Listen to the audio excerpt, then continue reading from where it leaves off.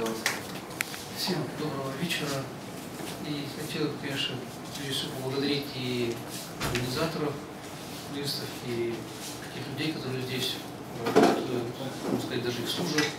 Потому что, наверное, действительно за саму возможность здесь и выставиться, и еще бы сказал, за саму возможность немножко на свои работы взглянуть совершенно немножко отстраненно, потому что когда я пришел, посмотрел, немножечко другим взглядом все это смотришь, и то, что так грамотно все это будет выстроена экспозиция, совершенно другая атмосфера, когда работа вся где-то у стенки, все это в разрозненном виде, а здесь это чуть-чуть объединилось, такой настрой и добрый, и спокойный, и даже достойный.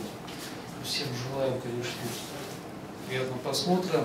А говорить там о своем творчестве достаточно очень долго, нудно, неинтересно, по большому счету. Интересно. Как это сказать, еще сказать невозможно. Обычно здесь все выставлено как на рентгеновских снимках внутренности. Ты понимаешь, что это очень такое смелое заявление. В принципе, все, что вывесилось, сам рассказ о творчестве есть. Я так думаю. Понятно, что музыка ловко, может, ушел от вопроса и ответ. Так получилось. Когда вы находите время для работы?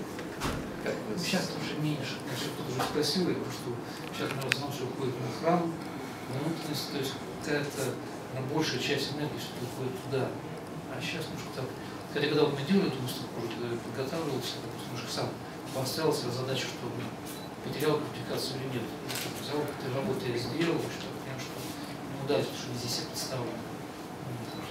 Пока все еще остается на месте.